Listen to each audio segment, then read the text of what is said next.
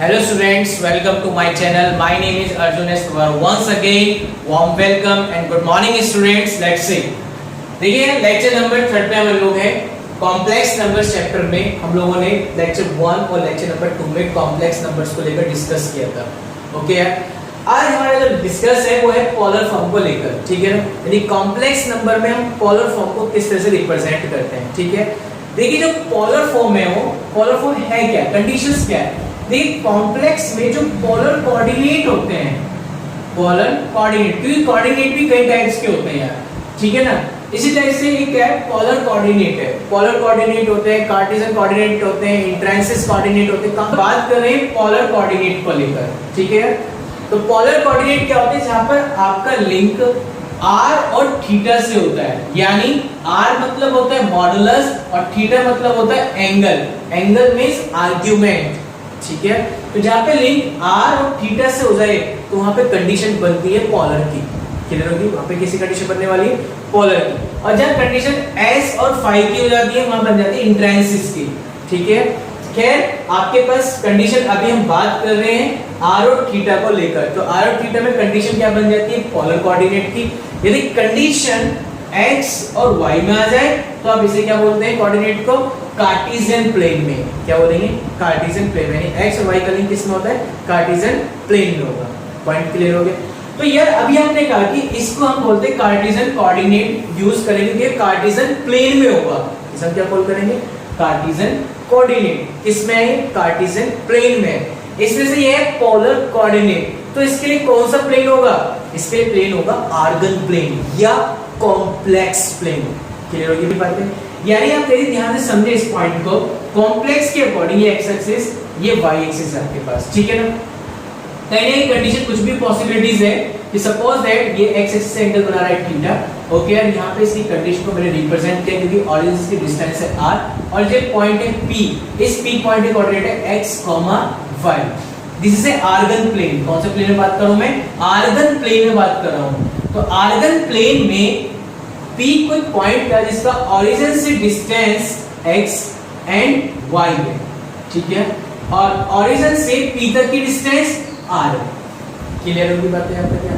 तो उस कंडीशंस में आप बताइए मेरे को, जो cos थीटा होगा वो कितना हो जाएगा, cos थीटा की वैल्यू क्या होती है बताइए, बेस अपॉन हाइपोटेन्यूज। बेस कितना है आपके पास x और हाइपोटेन्यूज कितनी है r, तो x अपॉन r। तो यहां से आपके पास x की वैल्यू आ गई है r cos थीटा। ओके, उसके बाद है sin थीटा। क्या होता है, perpendicular upon hypotenuse. Perpendicular y upon hypotenuse हो गया r, तो y की वैल्यू क्या होगी r sin थीटा। ओके, अब मुझे बात समझो, आपके पास जो कॉम्प्लेक्स नंबर्स होते हैं, यानी जो हम कॉम्प्लेक्स को रिप्रेजेंट करते हैं, तो कॉम्प्लेक्स नंबर को लिखने के कई पैटर्न्स होते हैं। कोई लेटर z से, कोई लेटर लिखता है c से। ओके, मैंने लिखा z इज इक्वल टू, वैसे तो कंडीशन आप लोग ज्यादातर सब पढ़ते हैं a प्लस ib। a मतलब होता है ऑन x एक्सिस और b मतलब होता है ऑन y एक्सिस। ठीक है ना, यानी हम इसे ऑर्डर पेयर में a और b यूज कर सकते हैं। बट मैं इसे यूज करके लेके चल रहा हूं x प्लस i वाली कंडीशन, क्योंकि हम यहां से मैंने x और y की वैल्यू गेट की है। क्लियर हो गई बात है। नहीं तो फिर आप क्या कीजिए, इस p पॉइंट के कोऑर्डिनेट को फिर चेंज करेंगे और लिखेंगे a और b। क्लियर ना बात। तो बस मैंने क्या किया कि a और b के रिप्लेस पे x और y को यूज किया। Both are same meaning. ठीक है ना, both are same meaning. Okay, तो z is equal to x plus i y। Okay, अब मुझे एक बात बताइए, x की वैल्यू कितनी है आपके पास, यहां से x की वैल्यू होगी r cos theta plus i। y की वैल्यू कितनी है आपके पास, r sin थीटा। ओके, तो आपने इसमें से r कॉमन ले लो, कितना गेट हो गया cos थीटा प्लस के i sin थीटा। किसके इक्वल होगा z। This is A polar form. क्या होगी, पोलर फॉर्म होगी। तो आज की बात ध्यान रखिए, यदि हमें जब भी किसी भी कॉम्प्लेक्स नंबर को कन्वर्ट करना हो इन पोलर फॉर्म में, तो याद रखना x plus iy is equal to r cos theta plus i sin theta उसकी वैल्यू होती है। ओके, ये इसकी पोलर फॉर्म होती है। क्या, r cos theta plus i sin theta. जहां पर जो r होता है वो r डिफाइन करता है उसके मॉडुलस को। ठीक है, इसको डिफाइन करेगा मॉडुलस को, यानी r होता है मॉडुलस ऑफ z। और मॉडुलस ऑफ z कैसे गेट करते हैं आप लोग? Real square plus imaginary square, ये मॉडुलस को गेट करने का प्रोसेस होता है। उसके बाद होता है थीटा। थीटा क्या होता है? थीटा का मीनिंग होता है आर्ग्यूमेंट या एम्पलीट्यूड। आर्ग्यूमेंट होता है थीटा, जिसका ऑन एक्स एक्सिस से कितना एंगल्स डिफाइन होता है। ओके, अब इसके बारे में डिस्कस करेंगे कि थीटा में ओके यानी आपने पोलर फॉर्म को समझ लिया कि जो पोलर फॉर्म होती है आपके पास कॉम्प्लेक्स में, वो ये कंडीशन होती है कि x plus i y is equal to r cos theta plus i sine theta होती है, ठीक है ना। जहां पे आपने r को डिस्कस कर लिया कि मॉडुलस होता है, जिसमें हमने बताया कि root real square plus imaginary का स्क्वायर होता है। ओके, अब डिस्कस करते हैं हम लोग थीटा को लेकर। थीटा क्या होता है आपके पास है कि ये आर्गुमेंट होता है। क्या होता है? यानी आर्गुमेंट होता है, ठीक है ना। यानी आर्गुमेंट ऑफ z कॉम्प्लेक्स को रिप्रेजेंट करते हैं थीटा से। और यार इसकी वैल्यू को ध्यान रखेंगे आप लोग हमेशा, remember that tan inverse imaginary upon real, ठीक है। ये पॉइंट होता है इमेजिनरी अपॉन रियल की कंडीशंस का। क्लियर की बात है? यहाँ पे आप इसका मॉडुलस भी अप्लाई कर सकते हो बेटे।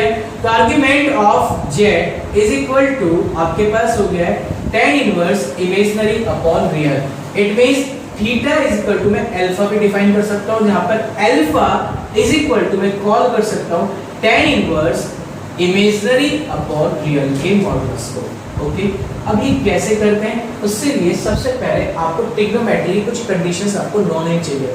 10th क्लास में आपने टेबल को डिस्कस किया था ट्रिग्नोमेट्री के, कि जिसमें आपने 0 degree, 30 degree, 45 degree, 60 degree and 90 degree के एंगल्स को डिस्कस किया था। और आप थर्ड चैप्टर में भी डिस्कस करते हैं ट्रिग्नोमेट्री को लेकर। ओके यार, अब यार इसमें आप लोगों ने इसके एंगल को डिस्क्राइब किया था, ठीक है ना, किसके क्या क्या एंगल होते हैं। ओके, पहला पॉइंट। दूसरा पॉइंट ये था आपके पास कि आप इनको रेडियन में यूज करें, क्योंकि एंगल की दो कैटेगरी होती है, एक रेडियन होती है, एक डिग्री में होती है। तो ये कंडीशन जो आपको डिफाइन की गई है, डिग्री में डिफाइन की गई है। तो इसको रेडियन में कन्वर्ट कर लेते हैं। रेडियन में कन्वर्ट कैसे करेंगे यार? पाई अपॉन 180 से मल्टीप्लाई कर देंगे। डिग्री को कन्वर्ट करना हो रेडियन में तो पाई अपॉन 180 से मल्टीप्लाई कर दीजिए। तो 0 डिग्री को तो ऑलरेडी 0 रेडियन यूज कर सकते हैं हम लोग। 30 डिग्री है तो 30 डिग्री को हम लोग क्या यूज कर सकते हैं यार आप लोग? तो 30 इंटू पाई अपॉन 180। तो जब इसे कैलकुलेट करेंगे तो पाई अपॉन 6 आ जाएगा। इसे 60 डिग्री को कैलकुलेट करोगे तो पाई अपॉन 3 आ जाएगा। 45 डिग्री को कवर करोगे तो पाई अपॉन 4 गेट हो जाएगा। आप इसी टाइप से 90 डिग्री को कवर करोगे तो पाई अपॉन 2 हो जाएगा। ओके, और ये टेबल आपको डिस्क्राइब करनी है, ठीक है। ओके, देखिए टेबल में ये आपके पास है, इन टेबल की आपको वैल्यू न होनी चाहिए यार, ठीक है ना, कि sin 30 की वैल्यू कितनी होती है, sin 45 की, sin 60 और sin 90 की वैल्यू कितनी होती है। ओके, तो ये आपको नॉन ध्यान रखनी है, ठीक है। अब यार बात आती है आपके पास जो थीटा होता है उसकी क्या क्या कंडीशन होती है, उसकी क्या क्या प्रॉपर्टीज होती हैं, ध्यान से समझेंगे। आप लोगों को सबसे पहले बेस्ट होना चाहिए आपका क्वाड्रेंट सिस्टम। देखिए यार, आप लोग क्वाड्रेंट सिस्टम में वर्क करते थे। मेन बेसिकली था ये फर्स्ट क्वाड्रेंट, ये सेकंड क्वाड्रेंट, ये थर्ड क्वाड्रेंट और ये आपके पास फोर्थ क्वाड्रेंट होगा। आपको पता है कि फर्स्ट क्वाड्रेंट का साइन होता है plus and plus, second quadrant का साइन होता है आपके पास ये plus minus and plus, and third quadrant का साइन होता है minus and minus, fourth quadrant का साइन होता है प्लस एंड माइनस। ओके, यहाँ पे एक चीज ध्यान रखेंगे, जब दोनों साइन प्लस के हो कॉम्प्लेक्स में, रियल पार्ट भी और इमेजिनरी पार्ट भी, दोनों ही पार्ट कैसा आ जाए? पॉजिटिव हो जाए। यानी z equal to x plus i y में रियल पार्ट और इमेजिनरी पार्ट दोनों कैसे आ रहे हैं? पॉजिटिव आ रहे हैं। तो ध्यान रखना जो थीटा होगा, आर्गुमेंट होगा, थीटा इक्वल टू अल्फा के इक्वल होगा। क्लियर हो गया? Alpha it means tan inverse modulus of imaginary upon real. Okay, उसके बाद आता है पॉइंट सेकंड। सेकंड क्या है? माइनस कॉमा प्लस, ठीक है। यानी सेकंड क्वाड्रेंट में हो गया कि x हो जाए नेगेटिव का और y हो जाए पॉजिटिव का। रियल पार्ट हो गया नेगेटिव, इमेजिनरी पार्ट हो गया आपके पास पॉजिटिव। तो उस कंडीशन में आप अप्लाई करेंगे theta is equal to pi minus alpha. Okay, clear है मेरी बातें? नेक्स्ट पॉइंट है थर्ड पॉइंट हो गया, तीनों के दोनों कैसे हो जाए? नेगेटिव, रियल पार्ट भी एंड इमेजिनरी पार्ट भी दोनों ही कैसे हो जाए यार? नेगेटिव हो जाए। तो आप क्या करेंगे? Theta is equal to minus का पाई और प्लस के अल्फा की प्रॉपर्टी को यूज करेंगे। ओके, उसके बाद है नेक्स्ट, जब x पॉजिटिव और y नेगेटिव हो जाता है तो उस कंडीशन में आप अप्लाई करेंगे आर्गुमेंट को theta is equal to minus alpha. Okay, तो थीटा के लिए हमें ये क्वाड्रेंट सिस्टम को ध्यान रखना होगा आर्गुमेंट को लेके, क्योंकि थीटा की वैल्यू जो होती है आपके पास माइनस पाई से प्लस पाई के बिटवीन होती है। ओके, क्लियर हो गया था बात? Pause the video and click the screenshot. Okay, तो यानी आपने ये आर्गुमेंट के बारे में डिस्कस किया था कि आर्गुमेंट में क्या क्या पॉइंट को हमने डिस्कस कर लिया। थीटा को लेकर ध्यान रखेंगे कि थीटा की वैल्यू होती है वो माइनस पाई से प्लस पाई के बिटवीन इन्वॉल्व होती है, यानी प्लस पाई इन्वॉल्व होगा, माइनस पाई इन्वॉल्व नहीं होगा। ठीक है, not the first point. Second point है टेबल। टेबल में आपने क्या डिस्कस किया, फर्स्ट सेकंड थर्ड और फोर्थ क्वाड्रेंट को लेकर कि फर्स्ट सेकंड थर्ड यदि क्वाड्रेंट में बात है तो थीटा को आप क्या क्या अप्लाई कर सकते हैं, ये कंडीशन आपने यहाँ पे नोट कर ली। ओके, अब मैं बात कर रहा हूँ कि आपको फाइंड करना है argument of the following condition से। फॉर एग्जांपल बेस समझते हैं यार कंडीशन को। आपके पास क्वेश्चन में कॉम्प्लेक्स लिखा z is equal to 1 minus i। आपसे पूछ रहे कि बता भाई इसका आर्गुमेंट कितना है। ठीक है, तो कैसे बताएगा इसका आर्गुमेंट? यार सिंपल सा पॉइंट है, आर्गुमेंट ऑफ z, इसमें ये देख रियल पार्ट है पॉजिटिव, इमेजिनरी पार्ट क्या आ गया इसका negative. It means real part lies करता है ऑन x एक्सिस पर, जो रियल पार्ट होगा लाइज करेगा ऑन x एक्सिस पर, और जिसका इमेजिनरी पार्ट होता है आपके पास वो लाइज करता है ऑन y एक्सिस पर। क्लियर होगी बात? रियल पार्ट x एक्सिस पर, इमेजिनरी पार्ट y एक्सिस पर लाइज करता है। तो ये ना यहाँ पर x एक्सिस पे कितना है पॉजिटिव, y एक्सिस पे कैसा हो गया नेगेटिव। तो पॉजिटिव नेगेटिव कौन सा क्वाड्रेंट हो गया? Positive negative. कौन सा क्वाड्रेंट? फोर्थ। फोर्थ क्वाड्रेंट में कैसे निकाले? Theta is equal to minus alpha. तो theta is equal to minus alpha. अब यार एक माइनस अल्फा का मीनिंग क्या होगा आपके पास? माइनस अल्फा हो गया आपके पास minus tan inverse modulus of imaginary upon real. Clear होगी बात यहाँ तक? क्योंकि माइनस का साइन एडजस्ट कर दिया मैंने यहाँ पे, देखिए minus tan inverse imaginary, imaginary की वैल्यू -1 एंड रियल की वैल्यू +1 का मॉडुलस। मॉडुलस का साइन हटेगा तो पॉजिटिव वैल्यू होती है। ओके, तो आपके पास आ गया tan inverse minus tan inverse 1। अब आप एक बार बताओ, tan की टेबल में कितने डिग्री की वैल्यू 1 होती है? π/4। तो आप डायरेक्ट अप्लाई कर दीजिए, यहाँ पे कितना आ गया -k π/4। ये इसका आंसर हो गया। यह दरअसल क्या है कि मैंने डायरेक्ट इसलिए किया क्योंकि आप 12th क्लास में डिस्कस करेंगे इनवर्स ट्रिग्नोमेट्री को लेकर। फिलहाल के लिए समझना कि जो भी हम वैल्यू गिवन है tan इनवर्स 1, तो सब ऐसे ट्रीट करना in your mind theta, tan theta लिखा हुआ है तो बस tan की डायरेक्ट वैल्यू पुट करनी बस थीटा की। tan में ये देख लो कितने डिग्री की वैल्यू 1 है π/4, पर डायरेक्ट आंसर लिखना है π/4। ये करना है अब आपको। क्लियर हो गया बात?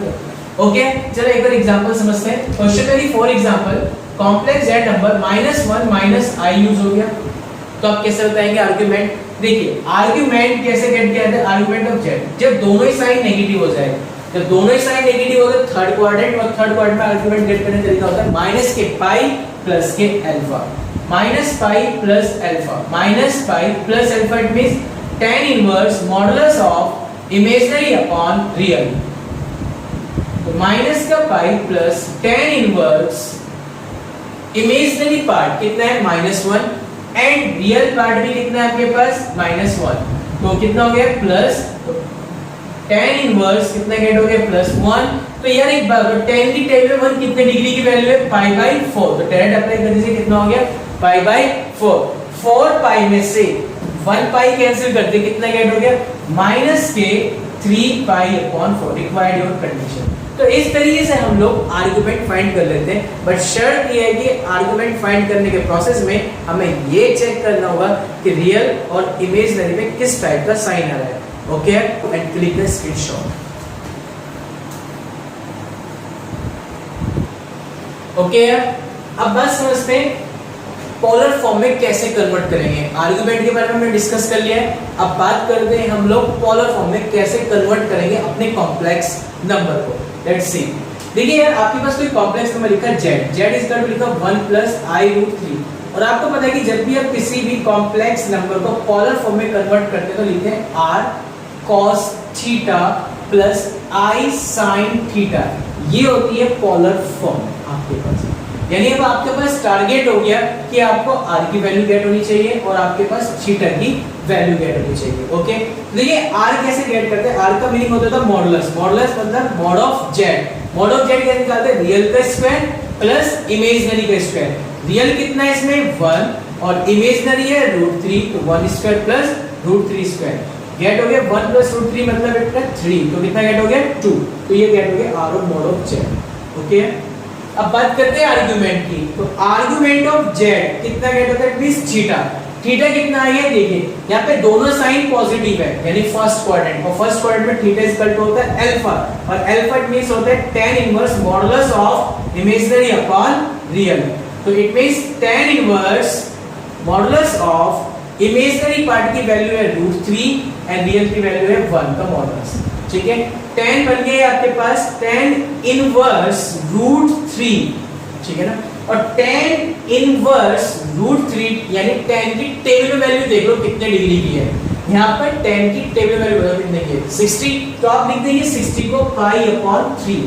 ओके, ये जो इनवर्स वाला पोर्शन है ना, ये आप सीखेंगे 12th क्लास में।